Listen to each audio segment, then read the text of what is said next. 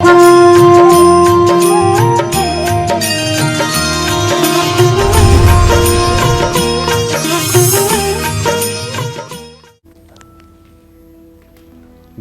स्मृता हरसि भीतिमुषे सजन्तौ स्वस्थ स्मृता मतिमती वसुभान ददासि दारिद्र दुख भयहारणिका त्वदन्या सर्वोपकार करणाय सदा आर्द्रचित्ता सर्वमंगल मंगल्ये शिवे सर्वार्थ साधिके शरण्ये त्र्यंबिके गौरी नारायणी नमोस्तुते शरणागत दीनार्थ परित्राण परायणे सर्वस्यार्ति हरे देवी नारायणी नमस्तुते।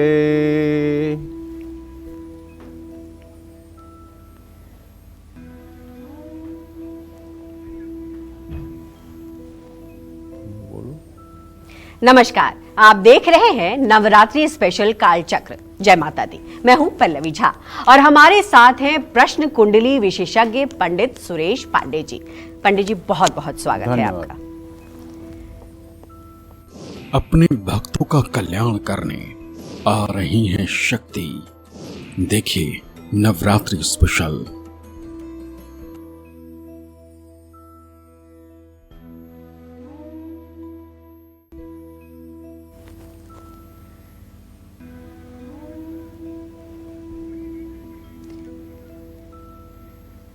खास पेशकश जय माता दी लेकर हाजिर हुए हैं। आज से लेकर पूरे नवरात्रि हम आपको मां अंबे की कृपा पाने के अलग अलग उपाय और नवरात्रि से जुड़ी खास जानकारियां देंगे। नवरात्रि शुरू होने से एक दिन पहले ही आज काल चक्र में आप जानेंगे नवरात्रि की संपूर्ण पूजा विधि, घट स्थापना का मंगल मुहूर्त, कैसे ये नवरात्रि आपके लिए हितकारी, कल्याणकारी, शुभकारी और सौभाग्यशाली साबित होगी, कैसे इस नवरात्रि मां अंबे की आराधना से पूरी होगी आपकी हर मनोकामना। इसके बारे में भी आज पंडित जी से आपको कालचक्र में बताएंगे। नवरात्रि से जुड़ा आपका कोई कंफ्यूजन या कोई सवाल है तो आप हमें फोन करके पंडित जी से लाइव बात कर सकते हैं। हमारा नंबर है 012066522415। अपनी चर्चा को शुरू करने से पहले चलिए पंडित जी से आज का शुभ मुहूर्त जान लेते हैं।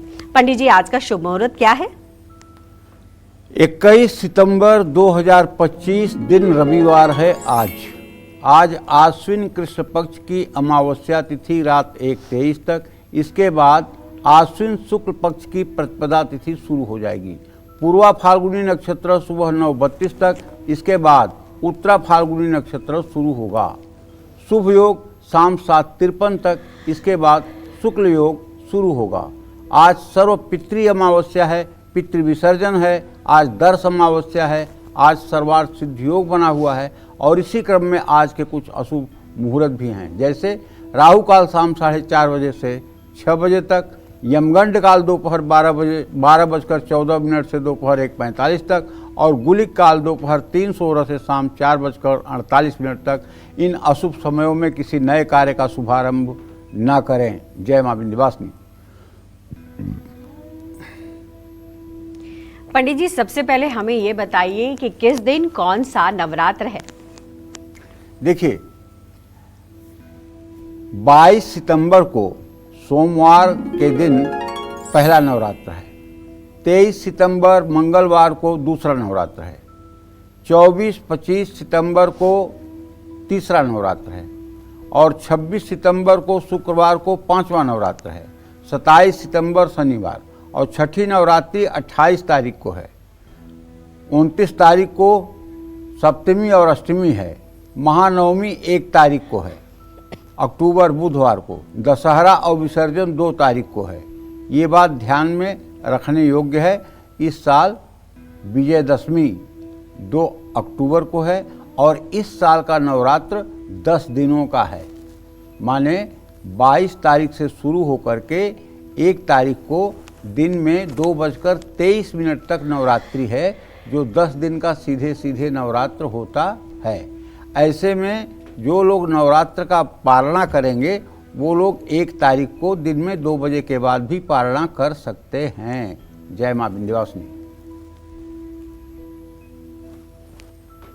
कल से शारदीय नवरात्रि शुरू हो रही है। ऐसे में सबसे पहले नवरात्रि पर घट स्थापना का मुहूर्त पंडित जी से जान लेते हैं। पंडित जी, क्या है मुहूर्त? देखिए, घट का मतलब होता है कलश, घड़ा, कुंभ। इसका जो कल से नवरात्रि शुरू हो रही है, तो कल नवरात्रि में घट स्थापना का जो मुहूर्त है वो कन्या लग्न में है, जो कुल 1 घंटे 56 मिनट का है, जो कल सुबह 6:09 से शुरू होकर 8:06 तक रहेगा और अभिजीत मुहूर्त 11:49 से 12:38 तक रहेगा। अब चौघड़िया मुहूर्त की बात करते हैं। जो लोग चौघड़िया मुहूर्त मानते हैं उन्हें आप घट स्थापना का मुहूर्त मैं बताना चाहूँगा। अमृत लग्न सुबह 6:09 से 7:40 तक है। शुभ लग्न कल सुबह 9:11 से दोपहर 10:43 तक है। देवी पुराण में निहित श्लोक के अनुसार रविवार और सोमवार के दिन माँ दुर्गा हाथी पर सवार होकर आती हैं। शारदीय नवरात्रि में जगत जननी आदिशक्ति माँ दुर्गा हाथी पर सवार होकर आ रही हैं। माँ दुर्गा का हाथी पर सवार होकर आना पूरे जगत के लिए सुखदायी होता है। माँ दुर्गा का विसर्जन इस बार 2 अक्टूबर गुरुवार को हो रहा है। गुरुवार को माँ अपने भक्तों के कंधों पर सवार होकर जाती हैं, यानी माँ दुर्गा पालकी पर सवार होकर जाती हैं। ये भी शुभ फलदायी है।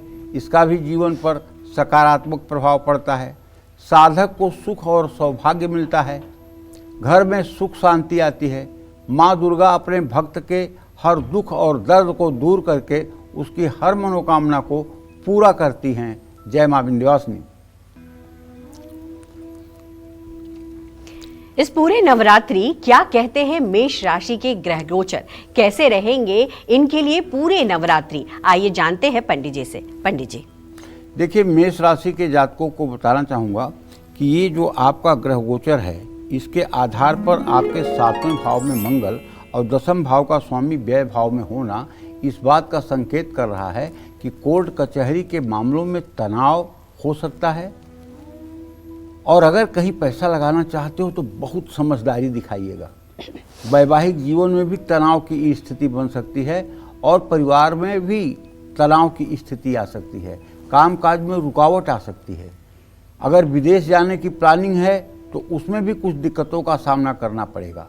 आपको चाहिए कि पूरे नवरात्र कल से ओम दुंग दुर्गाय नमः इस मंत्र का रोज 108 बार प्रातःकाल जप अवश्य करना चाहिए।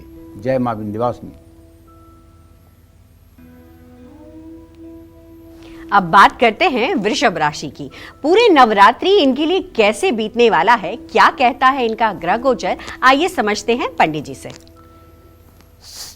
वृषभ राशि के जातकों को बताना चाहूँगा कि आपका राशि स्वामी शुक्र इस समय 7:44 पर सिंह राशि में केतु और चंद्रमा के साथ गोचर कर रहा है।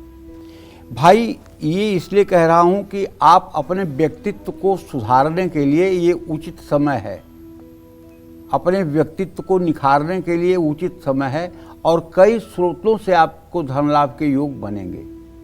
हाँ, एक बात तो जरूर है कि जो पारिवारिक जीवन में आपके उतार चढ़ाव चल रहा है उससे मुक्ति मिलेगी। और हाँ, एक बात ध्यान दीजिएगा, अब आपको संपत्ति का सुख भी मिलने वाला है और उन्नति का अवसर भी मिलेगा और स्ट्रेस माने मानसिक तनाव आपका कम होगा।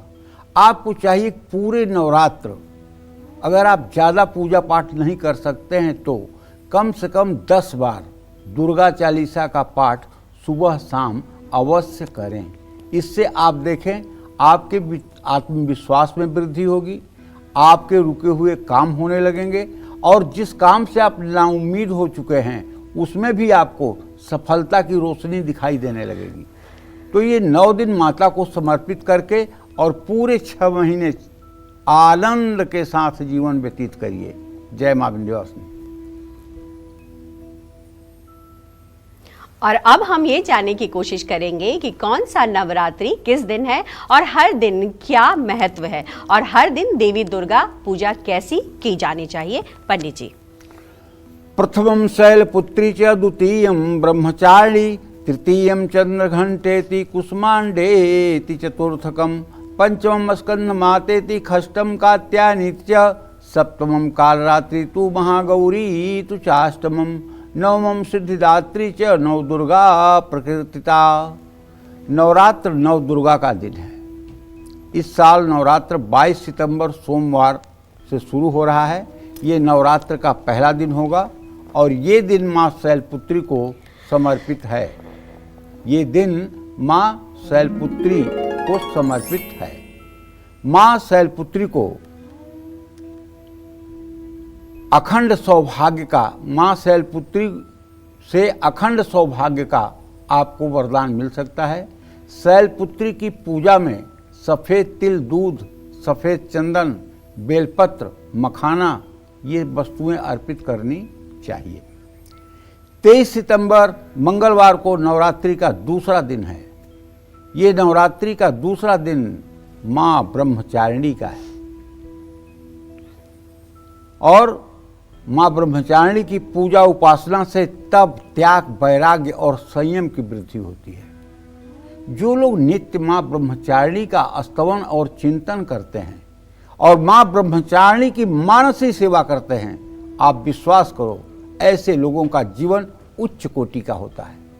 ऐसे व्यक्ति को हर जगह, हर परिस्थिति में सम्मान और विजय की प्राप्ति होती है। 24 सितंबर बुधवार और 25 सितंबर गुरुवार को नवरात्रि का तीसरा दिन है। ये तीसरा दिन माँ चंद्रघंटा के नाम से जाना जाता है। जिनके घंटा में चंद्रमा विराजमान हो, ऐसी देवी का नाम चंद्रघंटा है। ये माँ हर प्रकार के पाप ताप को नष्ट करने वाली और सभी बाधाओं से मुक्ति देने वाली और अपने भक्तों का सद्य कल्याण करने के लिए तत्पर होती हैं। इसीलिए माँ चंद्रघंटा की पूजा करने वाला व्यक्ति अपने जीवन को दिव्य रूप से चमका सकता है। 26 सितंबर शुक्रवार नवरात्रि का चौथा दिन है। चौथा दिन नवरात्रि का माँ कुष्मांडा को समर्पित है। इस दिन माँ कुष्मांडा की उपासना की जाती है। जिनके उदर में कुसुमा उष्मा विराजमान हो वो माँ कुष्मांडा होती हैं। ये रोग शोक का विनाश करने वाली और हर प्रकार के दुख दरिद्रता को नष्ट करने वाली, लंबी आयु देने वाली, यश, बल और बुद्धि प्रदान करती हैं, इसमें संशय नहीं करना चाहिए। 27 सितंबर शनिवार नवरात्रि का 5वां दिन है। ये 5वें दिन माँ स्कंद माता की पूजा का विधान है। माँ स्कंद माता इन्हें इसलिए कहते हैं कि स्वामी कार्तिकेय की माँ हैं। स्कंद स्वामी कार्तिकेय को कहते हैं। स्वामी कार्तिकेय की माँ होने के नाते इन्हें स्कंद माता के नाम से जाना जाता है। ये ममतामयी रूप में हैं। इनकी जो लोग पूजा उपासना करते हैं उनके घर में हर प्रकार का कल्याण ही कल्याण होता है। इनकी कृपा से मूर्ख व्यक्ति भी ज्ञानी हो सकता है। जिनको संतान नहीं है वो माँ के इस रूप से गोद भरने की अगर प्रार्थना करें तो उनकी मनोकामना सद्य पूर्ण होती है। 28 सितंबर रविवार नवरात्रि का छठा दिन है। माँ दुर्गा का छठा स्वरूप कात्यायनी का है। कात्यायनी ही माँ दुर्गा हैं। एक स्थ तद्भू नारी व्याप्त लोकम त्रयम तुषा। कात्यायन ऋषि के आश्रम में प्रकट होने के नाते इनका नाम कात्यायनी पड़ा। ब्रह्मा विष्णु महेश के तेज से एक स्थ तद्भू नारी व्याप्त लोकम त्रयम तुषा, जिन्होंने पूरे त्रिलोक को आच्छादित कर दिया था। ब्रह्मा विष्णु महेश का वो तेज पुंज मिल करके, वो मतलब कि भगवती कात्यायनी है। ये धर्म, अर्थ, काम और मोक्ष चारों प्रकार के पुरुषार्थ को सफल करने वाली है। 29 सितंबर सोमवार नवरात्रि का 7वां दिन। नवरात्रि के 7वें दिन माँ आदिशक्ति, माँ कालरात्रि की पूजा का विधान है। माँ कालरात्रि काल का नाश करने वाली देवी हैं। इनकी पूजा से अकाल मृत्यु, नकारात्मक ऊर्जा, कारोबार, नौकरी, संपत्ति से जुड़ी दिक्कतें, भूत प्रेत, तंत्र मंत्र की बाधा सब कुछ जल करके भस्म हो जाता है। इनकी पूजा से कर्ज से मुक्ति मिलती है, शत्रु का भय नहीं रहता है। इसी तरह से 30 सितंबर मंगलवार को महाअष्टमी है, जो माँ महागौरी के पूजा का दिन है। माँ की उपासना से मनपसंद जीवन साथी, विवाह में आ रही रुकावट दूर होती है। कुंवारी कन्याएं अगर महागौरी की उपासना करें तो माँ जल्दी प्रसन्न होती हैं। 1 अक्टूबर बुधवार को महानवमी माँ दुर्गा की 9वीं शक्ति सिद्धिदात्री का है। देवी भागवत पुराण के अनुसार भगवान शिव ने इन्हीं शक्ति स्वरूपा देवी की उपासना करके सभी सिद्धियां प्राप्त की थी, जिसके प्रभाव से शिव जी का स्वरूप अर्धनारीश्वर का हो गया। 2 अक्टूबर गुरुवार को दशहरा और दुर्गा विसर्जन का पावन दिन है, तो ये 10 दिन आपके लिए बड़े ही महत्वपूर्ण हैं। जय मां विंध्यवासिनी।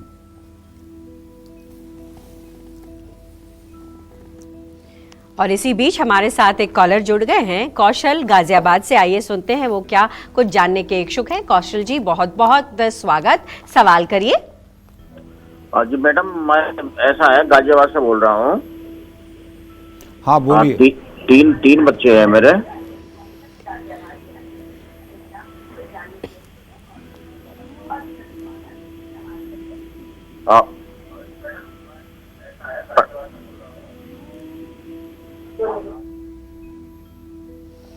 आप टीवी पर अगर अपनी आवाज सुनना चाहेंगे। एक लड़का है, 2 लड़की हैं।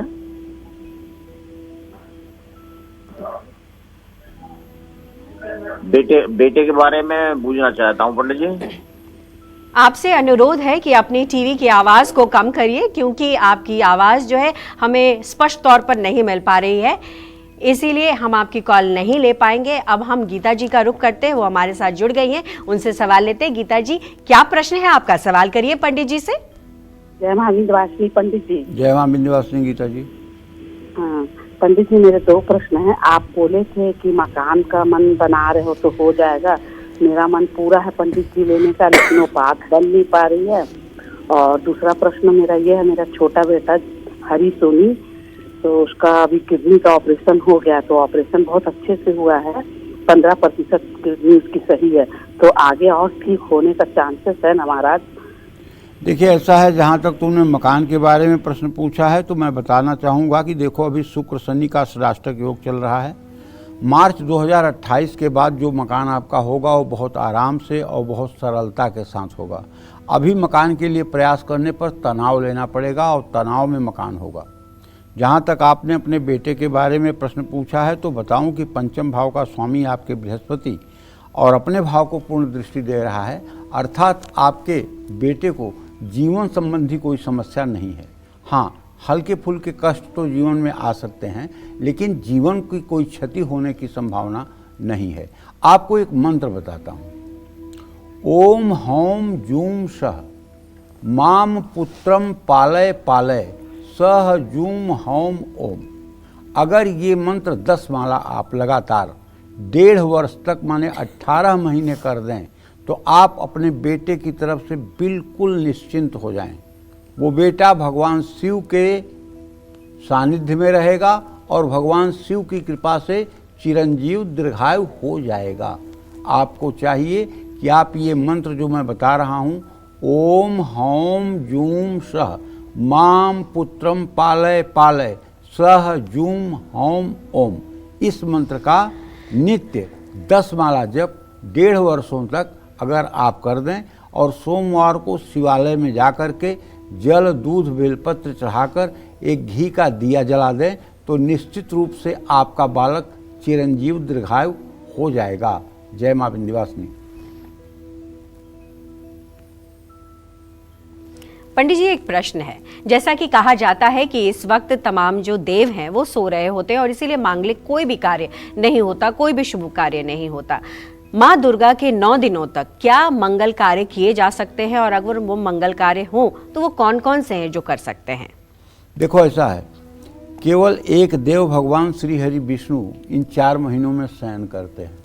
इन 4 महीने में श्री हरि विष्णु शयन करते हैं और श्री हरि विष्णु के शयन के बाद ये शास्त्रों का नियम है कि आप जो है कोई शुभ कार्य नहीं कर सकते। जैसे विवाह नहीं कर सकते, जनेऊ नहीं कर सकते, गृह प्रवेश, नए घर का गृह प्रवेश नहीं कर सकते, और जो भी और शुभ कार्य हैं वो कार्य आप इन 4 महीनों में ना करें तो उचित रहेगा। लेकिन जहाँ नवरात्र की बात है जी, तो देखो ऐसा है कि कहीं कहीं पर सारे नियम जाकर खंडित हो जाते हैं। जैसे आपको किराए के मकान में या किसी पुराने मकान में या किसी मतलब कि यूज किए हुए मकान में अगर गृह प्रवेश करना है तो आप नवरात्रि में कर सकते हैं। वाहन आपको खरीदना है तो नवरात्रि में खरीद सकते हैं, ठीक है।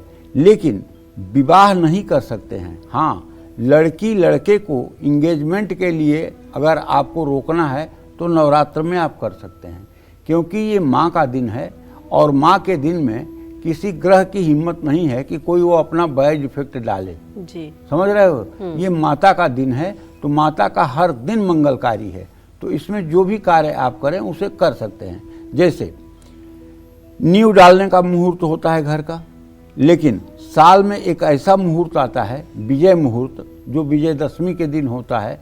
इस साल वो दिन में 2 बजे से 2:40 तक है, 40 मिनट का मुहूर्त है। अगर असंभव से असंभव निर्माण हो और इस मुहूर्त में उसको शुरू कर दिया जाए तो वो भी मुहूर्त के प्रभाव से पूरा हो जाएगा।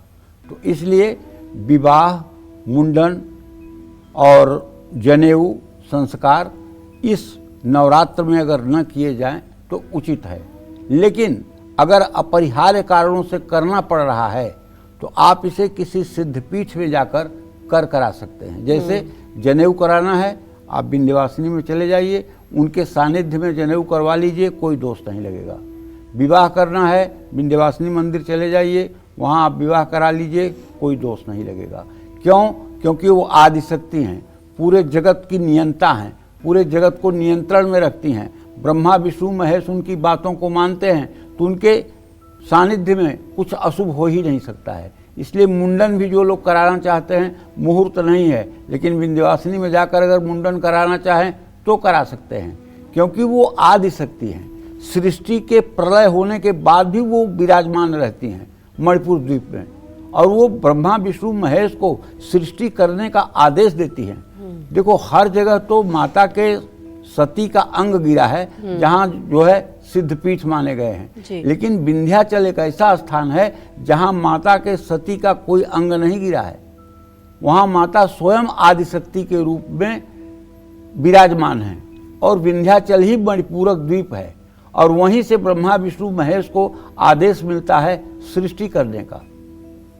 और एक बात बताऊं, बहुत लोगों को ये बात नहीं मालूम होगी, अगर आप कभी विंध्याचल जाएं और वहाँ के किसी तीर्थ पुरोहित से बात करें तब आपको पता चल सकता है, और वो भी नया लड़का तीर्थ पुरोहित होगा तो हो सकता है न बता पाए, कोई मतलब अनुभवी। माता के गर्भगृह में, जहाँ माता का मतलब गर्भगृह है, उसके नीचे ब्रह्मा विष्णु महेश की 3 मूर्तियाँ हैं गर्भगृह के नीचे अंदर, जो साल में एक बार खोल करके सफाई की जाती है और पूजा की जाती है। तो माता का ये महात्मा है। तो केवल विंध्याचल के लिए ये बात है, बाकी जगहों पे तो नवरात्र में विवाह की मनाही की गई है, सनातन धर्म में जनेऊ की मनाही की गई है, मुंडन की मनाही की गई है, ये सब जितने शुभ कार्य हैं, नए घर के गृह प्रवेश की मनाही की गई है, मनाही की गई जी। और इसीलिए हम कहते भी कि माता अलौकिक है, शक्ति स्वरूपा है। अब बात करते हैं मिथुन राशि की। पूरे नवरात्रि इनके लिए कैसे बीतने वाला है, क्या कहते हैं इनके ग्रह गोचर, पंडित जी से समझने की कोशिश करते हैं। पंडित जी देखिए, मिथुन राशि के जातकों को बताना चाहूँगा कि आपके राशि में बृहस्पति की स्थिति बनी हुई है। आपका राशि स्वामी इस समय चतुर्थ भाव में गोचर कर रहा है। कन्या राशि अपने राशि में उच्च का होकर गोचर कर रहा है। तो जमीन में, सोना में और किसी प्रॉपर्टी में अगर आप निवेश करेंगे तो आपको लाभ मिलेगा। परिवार में खुशियां रहेंगी, सहयोग मिलेगा, समाज में मान सम्मान और करियर में भी बढ़त मिलेगी। विदेश जाने की संभावना बढ़ रही है। आज आपको दुर्गा सप्तशती का पाठ भी कर लेना चाहिए। जय मां विंध्यवासिनी। चलिए अब बात करते हैं कर्क राशि की। पूरी नवरात्रि इनके लिए कैसे बीतने वाला है, क्या कहता है इनका ग्रह गोचर, ये भी जान लेते हैं पंडित जी। कर्क राशि के जातकों को बताना चाहूंगा कि आपका राशि स्वामी चंद्रमा इस समय केतु शुक्र के साथ सिंह राशि में द्वितीय भाव में विराजमान है। अब द्वितीय भाव में विराजमान होना और व्यय भाव में बृहस्पति का होना, तो ये संकेत सीधा सीधा है कि आप अगर कहीं पैसा लगाना चाहते हैं तो सोच समझ करके आज निवेश करिए। आज अपने लोगों के साथ ही आपका मतभेद हो सकता है, और किसी प्रकार के अहंकार या घमंड से आपको बचना चाहिए। दूसरों से ज़्यादा उम्मीद न रखें, प्रतियोगी परीक्षा में सफलता का योग बना हुआ है। माँ दुर्गा को चमेली के फूलों की माला अगर अर्पित कर सकें तो ये आपके लिए उत्तम होगा। जय माँ विंध्यवासिनी। जय माता दी। कल से शुरू हो रहे शरदीय नवरात्रि, तो चलिए अपनी चर्चा को आगे बढ़ाते हुए बात करते हैं कलश स्थापना की। आखिर नवरात्रि में कलश क्यों स्थापित किया जाता है, साथ ही कलश स्थापना की सही और सटीक विधि क्या है, ये आज हम पंडित जी से समझने की कोशिश करेंगे। पंडित जी देखिए, अब मैं आपको कलश स्थापना की विधि बताने जा रहा हूँ और ये पूजा का बहुत महत्वपूर्ण अंग है। अगर आपने इसको सही से फॉलो कर लिया तो आप विश्वास करिए, जिसकी शुरुआत अच्छी होती है उसका अंत भी अच्छा होता है, और जिसकी शुरुआत अच्छी नहीं होती है उसका अंत भी दुखद होता है। इसलिए कलश क्यों रखा जाता है, कलश का क्या महत्व है, ये भी मैं आपको बताऊंगा। कलशस्य मुखे विष्णु कंठे रुद्र समाश्रिता कुक्षौ तु सागरा सप्त सप्तद्वीप वसुंधरा। कलश के मुख में विष्णु जी भगवान का वास होता है और कलश के कंठ में भगवान शिव का वास होता है। इसके मूल में श्रीहरि विष्णु ब्रह्मा के साथ ब्रह्मदेव भी निवास करते हैं। कलश के बीच में दैवी शक्तियाँ निवास करती हैं। कलश में दिक्पाल देवता, सातों दूप, सातों समुद्र, सभी नक्षत्र, ग्रह, कुल पर्वत, गंगा जैसी पवित्र नदियाँ, चारों वेद निवास करते हैं। कलश में भरा जल क्रोध, मोह, माया और घृणा जैसी बुरी भावनाओं से हमें दूर रखता है। कलश को मंगल कामनाओं, शुभता और सुरक्षा का प्रतीक माना गया है। कलश स्थापना के लिए तांबे पीतल का कलश शुभ माना जाता है। अगर कांसे और पीतल का कलश नहीं है तो मिट्टी का कलश भी उत्तम है। सबसे पहले कलश के नीचे जौ बोया जाता है, तो उसे आप पहले से ही भिगा करके 24 घंटे पहले आज से ही रख दें और कल सुबह होने के पहले उसको निकाल करके पानी से छान करके रख दें और बालू और मिट्टी में उस मतलब कि जौ को मिला करके या सप्तधान्य को मिला करके उसकी एक गोलाकार ढेरी बनाएं वृत्ताकार, जिसमें कलश स्थापित हो।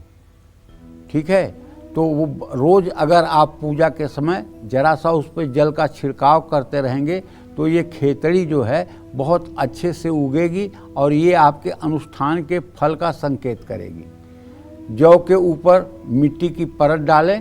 अब कलश के कंठ पर कलावा बांधें। कलश के ऊपर कुमकुम से स्वास्तिक का चिन्ह बनाएं। कलश में शुद्ध जल, गंगा जल ऊपर तक भरें। कलश में साबुत सुपारी, दुर्वा, फूल, इत्र, पंचरत्न और तांबे का सिक्का डालें। लोहे वाला सिक्का बिल्कुल मत डालिएगा, तांबे का एक सिक्का डालिएगा। अगर तांबे का सिक्का न हो तो तांबे का एक छोटा सा टुकड़ा ही डाल दीजिएगा। कलश में, कलश के ऊपर उसके मुंह पर अशोक आम के 5 पत्ते रखें।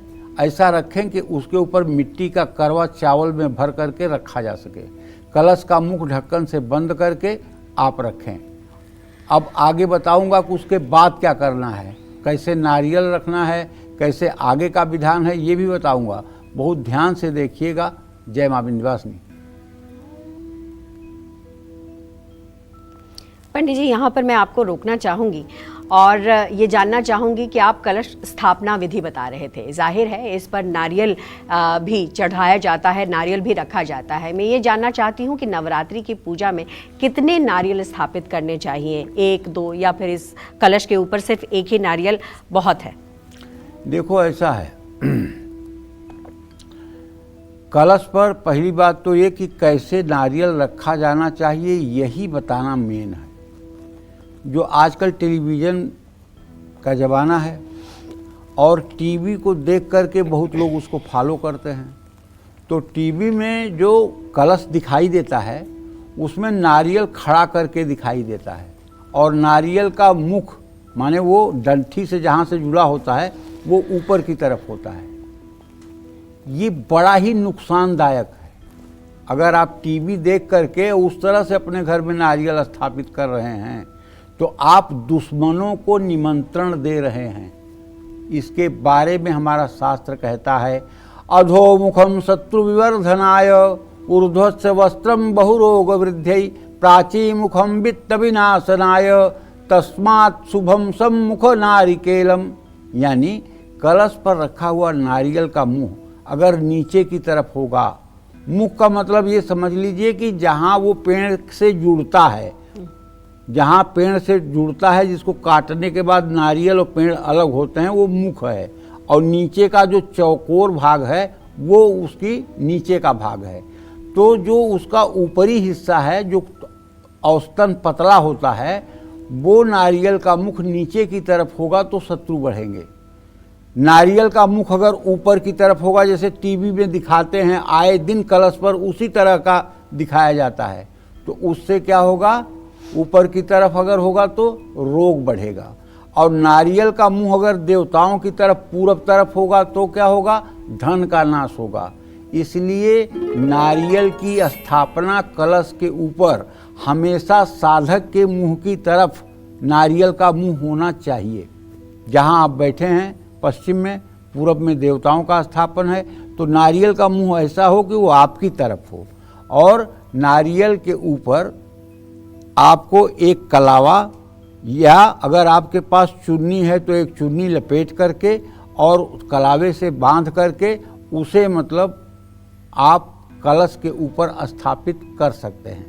कलश पर रखे जाने वाला नारियल लाल कपड़ा या कलावे से लपेटकर कलश के ऊपर उठाकर जौ के पात्र में बीचों बीच रख दें। अब कलश में सभी देवी देवताओं का आवाहन करें, दीपक जलाकर कलश का पूजन करें, कलश को धूप दीप दिखाएं, कलश को माला अर्पित करें, कलश को फल मिठाई अर्पित करें, कलश को इत्र समर्पित करें और घट स्थापना के साथ दीपक की भी स्थापना की जाती है। पूजा के समय घी का दीपक जलाएं, दीपक का भी गंध अक्षत फूल से पूजन किया जाता है। ये तो है वरुण कलश की स्थापना। क्या है ये? वरुण कलश। और नवरात्र में सही मामले में केवल कुछ लोग वरुण कलश की ही स्थापना करके और यहीं भगवती का आवाहन करके पूजा कर लेते हैं। लेकिन अगर सच्चे ढंग से कर्मकांड की विधि को पूरा किया जाए तो सिर्फ एक कलश नहीं स्थापित करना चाहिए, 2 कलश स्थापित करना चाहिए। एक प्रतिष्ठा कलश और एक वरुण कलश। वरुण कलश का मतलब जल वाला कलश और प्रतिष्ठा कलश का मतलब होता है जिसमें नीचे चावल भरा हो और कलश के ऊपर गरी गोले में एक लोहा सोना या कोई धातु रख करके और उसे मतलब कि भगवती दुर्गा के रूप में बना करके और चौकी पर कपड़ा बिछाकर सर्वतोभद्र मंडल या गौरी तिलक मंडल का निर्माण करके उसके ऊपर स्थापना कलश का पूरा विधि विधान से स्थापित करना चाहिए और उसे दुर्गा के रूप में पूजना चाहिए। वरुण कलश को वरुण कलश के रूप में पूजना चाहिए। ये दोनों कलश बहुत ही आवश्यक होते हैं। अगर आप नहीं कर सकते हैं तो कोई बात नहीं, केवल वरुण कलश से ही काम चला लीजिए। लेकिन सही मामले में अगर आप कहें तो निश्चित रूप से आप मतलब कि 2 कलश की स्थापना करें। रही बात, पल्लवी ने ये भी पूछ लिया कि कितने नारियल की स्थापना होती है। तो देखिए, ये तो अगर हम अपनी पूजा स्वतः कर रहे हैं, पंडित जी नहीं बुला रहे हैं, और या एक पाठ रोज कर रहे हैं, तब तो 1 नारियल की आवश्यकता है कलश पर रखने की और 1 गरी गोला की आवश्यकता है जो कलश पर स्थापना कलश के रूप में स्थापित होगा। लेकिन अगर हम सतचंडी कर रहे हैं, अगर हम सहस्त्र चंडी कर रहे हैं, हम बड़ा अनुष्ठान कर रहे हैं, तब कलश नारियलों की संख्या बढ़ जाएगी। तब एक मतलब कलश वरुण कलश रखा जाएगा, एक सप्तघृत मातृका खोरस मातृका के सामने रखा जाएगा, एक वास्तु देवता के सामने रखा जाएगा, एक एकोन 50 क्षेत्रपाल के सामने रखा जाएगा कलश और नारियल, एक इसी तरह से नवग्रह मंडल के आगे रखा जाएगा, एक एकादश एक लिंगतो भद्र के सामने रखा जाएगा। तो इस तरह से लगभग 7 की संख्या में नारियल हो जाते हैं और सभी नारियलों को चुनरी या लाल कपड़े में आवेष्टित करके और उसे कलावे से बांध करके और उसे कलश के ऊपर रखा जाता है और रोज उसकी पूजा होती है। लेकिन ये तब होता है जब आप सतचंडी, सहस्त्रचंडी जैसे बड़े यज्ञ अनुष्ठान का कार्य कर रहे हैं। तो अगर व्यक्तिगत पूजा करना है तो सिर्फ एक नारियल रखना है और एक गरी का गोला स्थापना कलश के लिए रखना है। जय मां विंध्यवासिनी।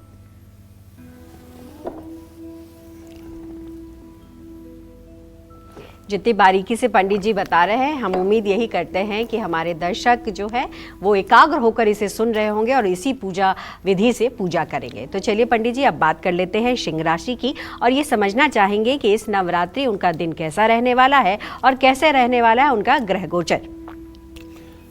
देखिए, सिंह राशि के जातकों को बताना चाहूँगा कि इस समय आपके राशि में चंद्र, शुक्र और केतु की स्थिति है। चंद्रमा केतु का ग्रहण दोष भी बना हुआ है। स्वास्थ्य तो आपका उत्तम रहेगा, ऐसा मैं इसलिए कह रहा हूँ कि सूर्य द्वितीय भाव में बुध के साथ है। लेकिन बेकार की बातों से दूर रहना चाहिए। धन से जुड़े फैसलों में सावधानी रखना चाहिए। जिम्मेदारियां और तनाव दोनों बढ़ सकते हैं। करियर में पदोन्नति का योग बन रहा है। विद्यार्थियों की एकाग्रता प्रभावित हो सकती है क्योंकि चंद्र केतु के साथ है। ऐसे में माँ दुर्गा को खीर का भोग लगाएं, भगवती दुर्गा की आराधना उपासना करें, इससे आपका मंगल होगा। जय मां विंध्यवासिनी। नवरात्रि में कैसे करनी चाहिए गणेश जी और नवग्रहों की स्थापना, आइए पंडित जी से ये भी समझ लेते हैं। पंडित जी, एक मिट्टी के करवे में चावल भरकर उस पर सुपारी पर कलावा लपेटकर गणेश जी की स्थापना की जा सकती है। अगर छोटा अनुष्ठान कर रहे हो तो एक मिट्टी का करवा लेकर के उसमें चावल भर दीजिए। चावल के ऊपर हो सके तो एक स्वास्तिक का चिन्ह बना दीजिए हल्दी या रोली से, और उसके ऊपर एक सुपारी पर कलावा लपेट करके और उसको अपने दाहिने हाथ की तरफ रख दीजिए। वो गणेश हो जाएंगे। और उनके बाएं तरफ गाय के गोबर से एक आकार बना करके माँ गौरी का वो रख दीजिए, वो गौरी हो जाएंगी। तो एक करवे पर गौरी और गणेश, कलौ चंडी विनायक दोनों लोगों का विधान हो जाएगा। ठीक है। सुपारी पर कलावा लपेटकर सूर्य और नवग्रह की भी आप स्थापना कर सकते हैं। अगर आप बृहद पूजा नहीं कर रहे हैं तो एक करवे में चावल भरकर और उस पर रोली या चावल से स्वास्तिक का चिन्ह बनाकर एक ही सुपारी पर कलावा लपेटकर उसे नवग्रह के रूप में आप स्थापित कर सकते हैं। वो नवग्रहों का प्रतिनिधित्व करेगा। लेकिन अगर आप नवचंडी या सहस्त्रचंडी या सतचंडी कर रहे हैं तो फिर आपको नवग्रह मंडल का चक्र बनाना पड़ेगा और 9 स्थानों पर सुपारी रखना पड़ेगा और सभी ग्रहों के चिन्ह बनाने पड़ेंगे, तब उसकी पूजा होगी। लेकिन सामान्य पूजा कर रहे हैं तो एक सुपारी से काम चल जाएगा। हाँ, एक सुपारी जो है भैरव के लिए एक करवे में चावल भरकर और उस पर कलावा लपेट करके बटुक भैरव की स्थापना करनी चाहिए, क्योंकि ये माता के प्रमुख द्वारपाल हैं। बिना इनकी इजाज़त के माता की उपासना अधूरी होती है। इसलिए पहले इनकी उपासना करने के बाद ही भगवती की उपासना का क्रम शुरू होता है। आप इनसे, जैसे किसी बहुत बड़े मंत्री, मिनिस्टर, राजा से आपको मिलना हो तो पहले उसके अनुचरों से आपको आज्ञा लेनी पड़ती है। आप डायरेक्ट नहीं जा सकते हैं, और अगर आप डायरेक्ट जाते हैं तो मर्यादा का उल्लंघन माना जाएगा। तो उसी तरह से यदि आप भगवती के दर्शन के लिए जा रहे हैं तो आपको मन ही मन भगवान बटुक भैरव से ये आज्ञा लेनी चाहिए, प्रभु आज्ञा दीजिए, माता के दर्शन के लिए जा रहा हूँ, माता का दर्शन निर्विघ्न पूरा हो सके, इसके लिए आप कृपा करिए। और माता का दर्शन करने के बाद यदि बटुक भैरव का मंदिर है तो वहाँ भी जाकर के पूजन अर्चन करना चाहिए। जैसे विंध्याचल की बात अगर करूँ तो विंध्याचल में कोतवाली थाने के ठीक सामने, थाना कोतवाली विंध्याचल जो है उसके ठीक सामने बटुक भैरव का मंदिर है। भारत में मात्र एक ऐसी जगह है जहाँ भैरव के साथ भैरवी रहती है, और कहीं भैरव मंदिर में भैरवी नहीं है। वहाँ अगर आप देखेंगे तो भैरव के साथ भैरवी है। और वहाँ अगर आप आदेश लेकर और विंध्यवासिनी का दर्शन करें तो सचमुच में जीवन धन्य हो जाएगा। और माँ विंध्यवासिनी के दर्शन के बाद यदि भैरव जी का दर्शन पूजन कर लिया जाए तब कुछ पूछना ही नहीं है। आप 100 बार विंध्याचल जाइए और एक बार इस विधि से पूजा कर लीजिए, भैरव जी से आदेश लेकर के, और आप माता के सामने जाइए और माता की उपासना करने के बाद भैरव जी के पास आइए, गंधाक्षत पुष्प धूप दीप से इनका भी पूजन करिए। देखिए आपकी मनोकामना कैसे सद्य पूर्ण होती है। भैरव जी का स्थान बहुत सिद्ध और जागृत स्थान है, वहाँ दर्शन करना चाहिए। हाँ, कुछ लोगों को जानकारी नहीं है इसलिए नहीं कर पाते हैं, लेकिन चाहे त्रिकोण परिक्रमा हो, माँ विंध्यवासिनी के मंदिर से सीधे भैरव मंदिर जाया जाता है, और चाहे दर्शन का विधान हो, पहले उनका दर्शन करना एकदम आवश्यक माना जाता है। हाँ, एक बात और बताना चाहूँगा, यदि आप विंध्यवासिनी जाते हैं तो माँ विंध्यवासिनी के गर्भगृह में प्रवेश करने का जो मुख्य मार्ग है उसके ठीक पश्चिम तरफ भी बटुक भैरव का एक मतलब की मूर्ति है, बटुक भैरव की एक मूर्ति है, वहाँ भी बटुक भैरव उपस्थित हैं। यदि आप कोतवाली थाने के सामने नहीं जा सकते हैं तो जहाँ से मुख्य प्रवेश द्वार है माता का, उसके ठीक सामने भैरव जी का एक स्थान है। भैरव जी की एक प्रतिमा लगी हुई है, वो पश्चिमाभिमुख है, पश्चिम की तरफ मुँह करके वो प्रतिमा रखी हुई है, उनसे भी प्रणाम करके आप आगे बढ़ सकते हैं। जय माँ विंध्यवासिनी। पंडित जी, अब हम बात करना चाहेंगे कन्या राशि की, और ये जानना चाहेंगे कि इस नवरात्रि इनका दिन किस तरीके का रहने वाला है, और साथ ही साथ ग्रह गोचर जो है वो कैसे रहेंगे। देखो पल्लवी, कन्या राशि के जातकों को बताना चाहूँगा कि बुधादित्य योग आपके राशि में चल रहा है। बुधादित्य योग चल रहा है, चंद्रमा केतु के साथ व्यय भाव में है। नकारात्मक विचारों से बचने की कोशिश करिए और बड़ी डील से धन लाभ होने की संभावना है। लेकिन घर में रोग और अशांति अगर है तो आप पूजा पाठ में मन लगाइए, इससे तनाव भी कम होगा और कार्य क्षेत्र में सफलता भी मिलेगी, नहीं तो कार्य क्षेत्र में क्रोध आएगा। छात्रों के लिए थोड़ा सा समय कम ठीक है, लेकिन ये 2 दिनों के बाद ठीक हो जाएगा। ओम महागौरी नमः इस मंत्र का यथासंभव जप कर लें। जय माँ विंध्यवासिनी।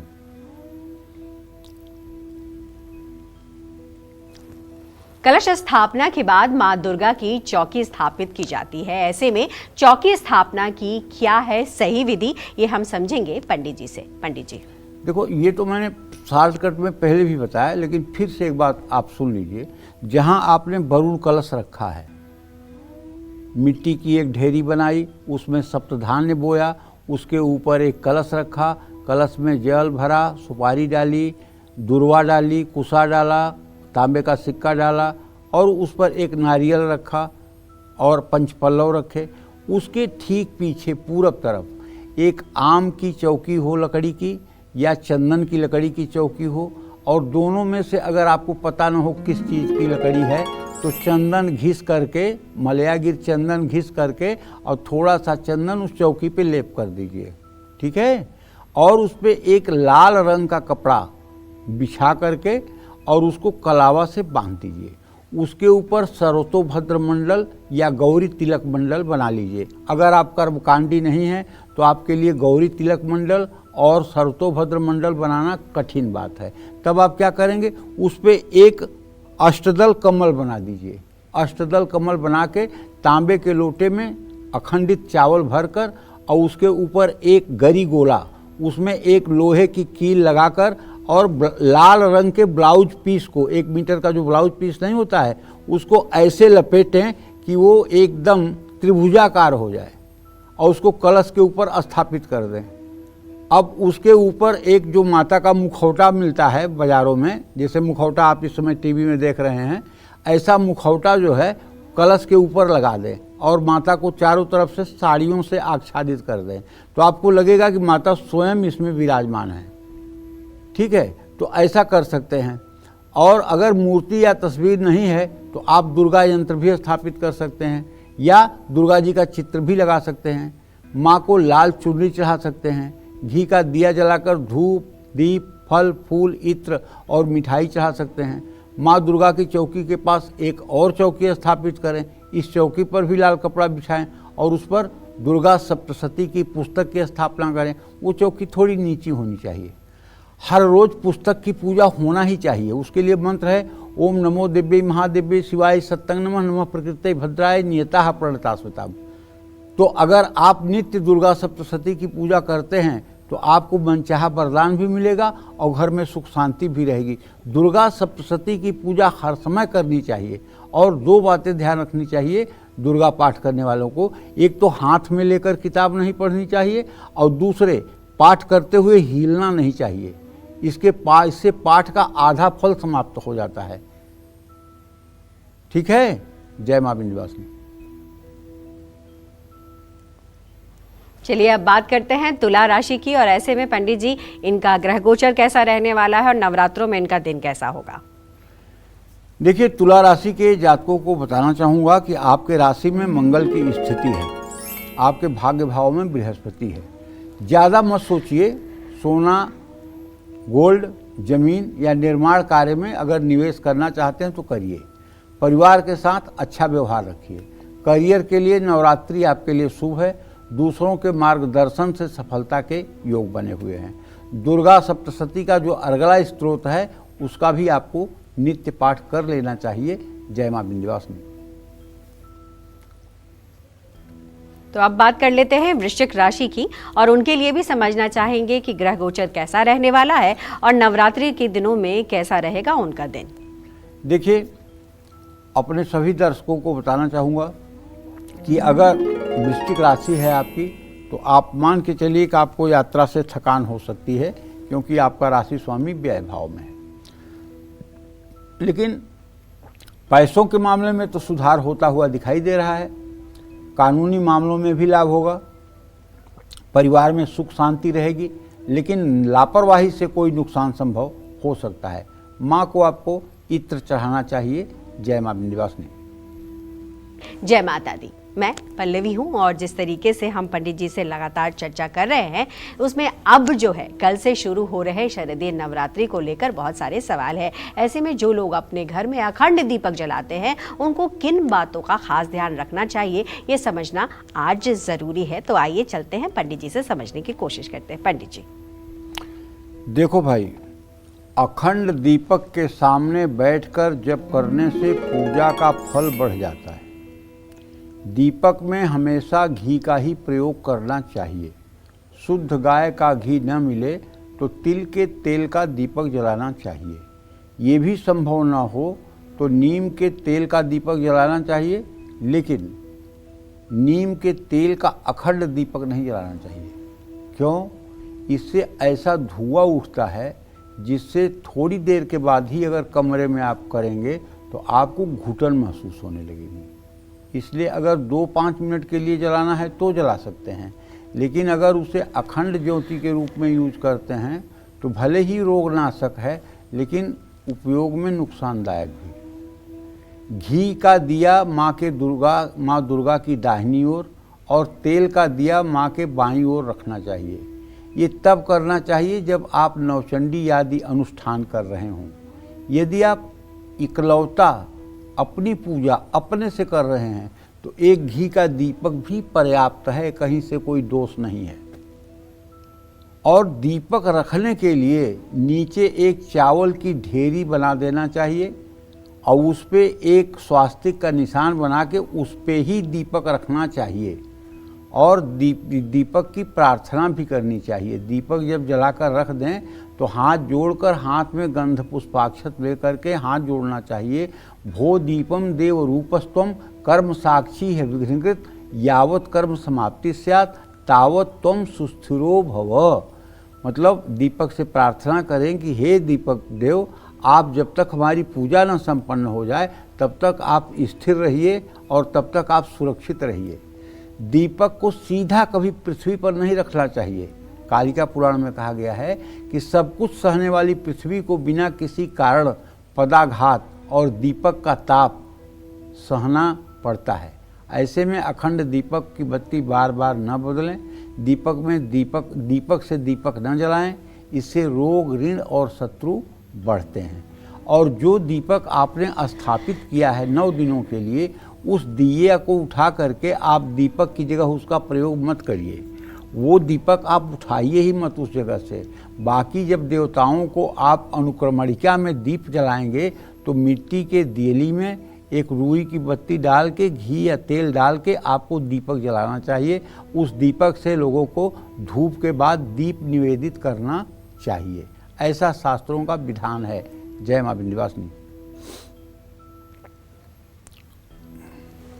चलिए अब बात करते हैं धनु राशि की। धनु राशि के बारे में भी जानना चाहेंगे पंडित जी कि ग्रह गोचर कैसा रहने वाला है और नवरात्रियों के दिनों में उनका दिन कैसा होगा। देखिए, धनु राशि पर बृहस्पति की पूर्ण दृष्टि है और नवरात्रि में आपको चाहिए कि गाड़ी संभल कर चलाएं, अनचाहे खर्चों से बचें, किसी भी निर्णय में परिवार की सलाह जरूर लें, अनचाही यात्राओं से बचें, प्रतियोगिता में सफलता मिलेगी। लेकिन रोज आपको दुर्गा कवच का सुबह पाठ करना चाहिए। जय मां विंध्यवासिनी। और अब बात कर लेते हैं मकर राशि की और इनके लिए भी हम जानना चाहेंगे कि ग्रह गोचर कैसा होगा, नवरात्रियों के दिनों में दिन कैसा रहने वाला है।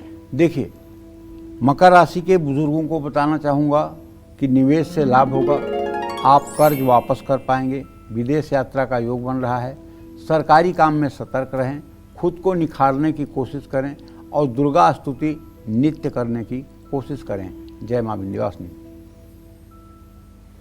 और अब बात कर लेते हैं कुंभ राशि की पंडित जी और आप जानने की इनके लिए भी कोशिश करेंगे कि ग्रह गोचर और नवरात्रों के दिन कैसे रहने वाले हैं। देखो, कुंभ राशि का ग्रह गोचर ये है कि आपके राशि में राहु की स्थिति है, आपके सप्तम भाव में चंद्रमा, केतु और शुक्र की स्थिति है, भाग्य स्थान में मंगल है। तो मानसिक तनाव और शरीर में कष्ट, ये दोनों चीज़ें संभव है। लेकिन अचानक धन का लाभ हो सकता है और संपत्ति विवाद है तो उसका भी समाधान निकल सकता है। परिवार में खुशियाँ, कार्य क्षेत्र में प्रमोशन, विद्यार्थियों को लाभ मिलेगा। दुर्गा सप्तशती का पाठ करना चाहिए। जय मां विंध्यवासिनी। और अब मीन राशि की भी बात कर लेते हैं। मीन राशि की क्या रहने वाली है दशा दिशा, ग्रह गोचर, वो भी बताइए। देखिए, मीन राशि में शनिदेव की स्थिति है और मीन राशि का स्वामी बृहस्पति चतुर्थ भाव में विराजमान है। तो आप अपने घर के श्रेष्ठ लोगों का, बुजुर्गों की सेहत का ध्यान रखें। आमदनी औसत से बेहतर रहेगी। करियर में बढ़त के योग हैं, लेकिन घर में अशांति हो सकती है, अपनों से धोखा मिल सकता है। माँ दुर्गा का जो अष्टोत्तर शतनाम है, 108 नाम है, उसका पाठ करने से भी आपका आत्मविश्वास बढ़ेगा। जय मां विंध्यवासिनी। जय माता दी। पूरे नवरात्रि दुर्गा सप्तशती का पाठ हम सभी को कैसे करना चाहिए, आइए जानते हैं पंडित जी से। देखो पल्लवी, जिस तरह से वेद अनादि हैं, उसी प्रकार से सप्तशती भी अनादि ही है। मार्कंडेय पुराण के अंतर्गत सावर्णिक मनवंतर में महात्म में जगदम्बा का आदेश है, शरत काले महापूजा क्रियते या च वार्षिकी तस्याम ममैत महात्म्यम श्रुत्वा भक्ति समन्वितः। शरद ऋतु के नवरात्रि में जो मेरी वार्षिक महापूजा की जाती है, उस अवसर पर जो मेरे महात्म्य यानी दुर्गा सप्तशती को भक्तिपूर्वक सुनेगा या पढ़ेगा, वह मनुष्य मेरे प्रसाद से सब प्रकार के बाधाओं से मुक्त होकर धन धान्य और संतान से संपन्न होगा। सर्वा बाधा विनिर्मुक्तो धन धान्य सुतान्वित मनुष्यो मत प्रसादेन भविष्यति न संशयः। नवरात्रि में हर दिन माँ दुर्गा सप्तशती के कितने और कैसे पाठ करने हैं, ये मैं आपको बताता हूँ। पहले दिन दुर्गा सप्तशती के पहले अध्याय का पाठ करें। ये उन लोगों के लिए बता रहा हूँ जो अनवरत 365 दिन माता की आराधना नहीं करते हैं। जो लोग केवल नवरात्र में पूजा करते हैं, ये उपाय उनके लिए। और जो लोग नित्य पूजा करते हैं, उन्हें तो रोज दुर्गा सप्तशती का पाठ करना है, इसमें कहने की बात ही कुछ नहीं है। दूसरे दिन आपको दूसरे, तीसरे और चौथे अध्याय का पाठ करना चाहिए और चौथे दिन 5वें, 6वें, 7वें, 8वें अध्याय का पाठ करना चाहिए। 9वें दिन 10वें, 11वें अध्याय का पाठ करना चाहिए। छठवें दिन 11वें अध्याय का पाठ करना चाहिए, 7वें दिन 12वें अध्याय का पाठ करना चाहिए, अष्टमी के दिन हवन करके दुर्गा सप्तशती संपूर्ण करें। लेकिन अब यहाँ रुकना है थोड़ी सी देर के लिए। जैसे हमारे निर्णय सिंधु में लिखा हुआ है कि नवमी में हवन करना चाहिए, नवमी के चौथे प्रहर के पहले हवन हो जानी चाहिए। अष्टमी में हवन का विधान नहीं कहा गया है। दूसरी बात, दुर्गा सप्तशती का नित्य खडंग सहित कवच अर्गला कीलक और तीनों रहस्य सहित नित्य पाठ दुर्गा साधक करेंगे। लेकिन जो लोग दुर्गा सप्तशती का संपूर्ण पाठ नहीं कर सकते हैं, उनके लिए शास्त्र सम्मत विधान जो है वो ये है कि पहले दिन पहला अध्याय, दूसरे दिन दूसरा, तीसरा, चौथा अध्याय और तीसरे दिन 5वें अध्याय से 13वें अध्याय तक का पाठ करना चाहिए। यह एक उत्तम विधि है। जय मां विंध्यवासिनी।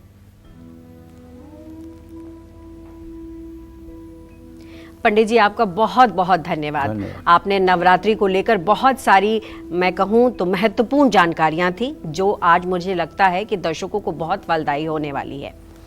उम्मीद करते हैं आपको आज का नवरात्रि स्पेशल कालचक्र का विषय बहुत पसंद आया होगा। कल फिर नवरात्रि से जुड़े एक नए विषय और आपकी परेशानियों को दूर करने के लिए ढेरों उपाय लेकर आएंगे हम पंडित सुरेश पांडे जी के साथ। तब तक कालचक्र की पूरी टीम को दीजिए इजाजत। देश दुनिया की खबरों के लिए देखते रहिए News 24। नमस्कार।